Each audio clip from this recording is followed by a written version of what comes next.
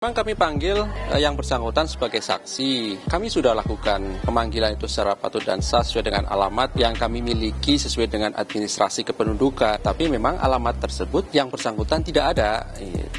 Mangkir dari panggilan 3 kali, KPK cari keberadaan Dito Mahendra sebagai saksi TPPU ex-sekretaris MA. Komisi Pemberantasan Korupsi tengah mencari keberadaan wira swasta Dito Mahendra.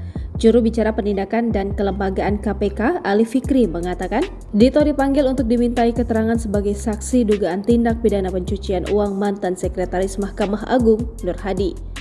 Ali mengatakan hingga saat ini KPK telah memanggil Dito sebanyak 3 kali, yakni 8 November 2022, 21 Desember 2022, dan 5 Januari 2023 saat dikonfirmasi pada Minggu 8 Januari 2023.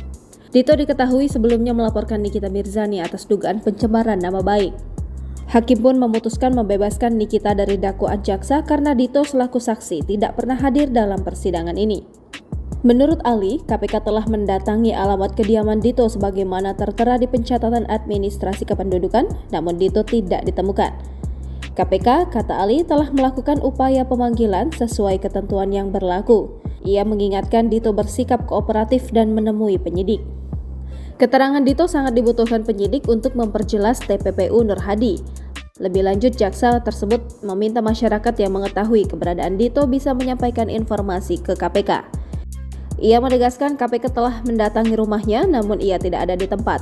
Sebagaimana Ali, Direktur Penyidikan KPK Asep Guntur Rahayu mengatakan, penyidik telah memanggil Dito Mahendra beberapa kali. Pihaknya mendapatkan informasi Dito tidak memenuhi panggilan persidangan di Banten dengan alasan ke KPK. Sebaliknya, ia tidak memenuhi panggilan KPK dengan alasan menghadiri sidang di Banten.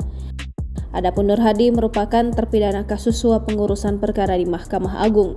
Ia dan menantunya Reski Herbiono mengatakan terbukti menerima suap dari Direktur Utama PT Multikon Indrajaya Terminal 2014 hingga 2016, Hiendra Sunjoto, terkait kepengurusan 2 perkara Hiendra.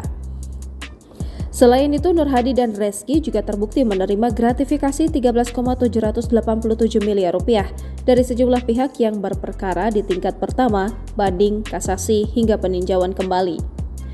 Nur Hadi kemudian dijebloskan ke Lembaga Permasyarakatan Sukamiskin, Bandung, Jawa Barat. KPK kemudian mengembangkan kasus ini dan mengusut dugaan TPPU. Sejumlah anggota keluarga Nur Hadi diperiksa sebagai saksi. Pada 13 Juli 2022, KPK juga memeriksa Wakil Bupati Blitar, Rahmat Santoso, untuk dimintai keterangan terkait perkara ini. Ia juga diketahui sebagai adik ipar Nur Hadi.